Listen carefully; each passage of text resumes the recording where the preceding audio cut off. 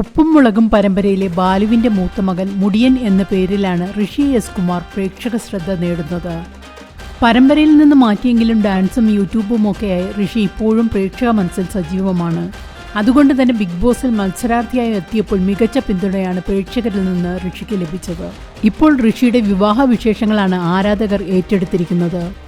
ഉപ്പും മുളകും ടീമിലെ അച്ഛനും അമ്മയ്ക്കും സഹോദരങ്ങൾക്കുമാണ് ഋഷി വിവാഹക്കുറിപ്പ് ആദ്യമായി നൽകിയത്. അമ്മയായി അഭിനയിച്ച നിഷ സാരംഗിനാണ് ആദ്യ കുറി നൽകിയത്.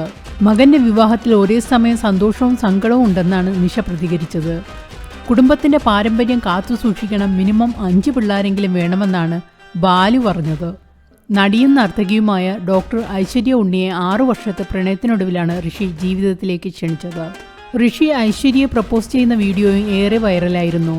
ഹൽദി ആഘോഷത്തിന്റെ ഫോട്ടോ സുഹൃത്തായ അൻസിബ സോഷ്യൽ മീഡിയയിൽ പങ്കുവച്ചിരുന്നു. സെപ്റ്റംബർ 5-നാണ് വിവാഹം.